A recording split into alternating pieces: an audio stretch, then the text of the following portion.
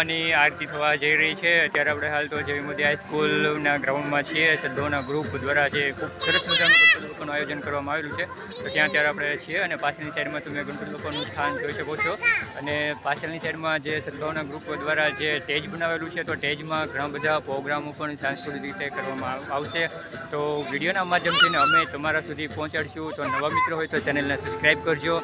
અને હમણાં જ બાપાની આરતી થવા જઈ રહી છે, તો આરતીમાં પણ તમે બન્યા રહેજો। પણ આપણે હમણાં આરતી થશે તો ત્યાં પણ આપણે જવાનું રહેશે અને ગણપતિ બાપાના દર્શન પણ કરવાના છે અને તમને પણ વિડીયોના માધ્યમથી કરાવીશું તો છે। અને આપણી સાથે તેજસ્વીબેન પણ છે, તો તેજસ્વીબેનને અત્યારે મજા આવી રહી છે।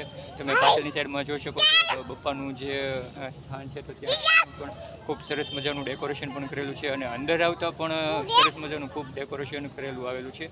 અને બીજી વાત એ રહે છે કે અહીંયા 10 દિવસે અલગ અલગ કાર્યક્રમ અને સાંસ્કૃતિક કાર્યક્રમ રાખવામાં આવેલો હોય છે, જે નાના બાળકોથી લઈને બધા માટે પણ એ કાર્યક્રમ યોજવામાં આવેલો છે। તમે અહીંયા જોઈ શકો છો તેજસ્વીબેનને ખૂબ મજા આવેલી છે। મિત્રો, બાપાની આરતી હમણાં થોડીક વારમાં શરૂ થવા જઈ રહી છે, તો બન્યા રહેજો વિડીયોમાં। આપણે બાપાની આરતી પણ કરવાની રહેશે અને તમને પણ વિડીયોના માધ્યમથી છે તો બાપાની આરતી પણ કરાવીશું।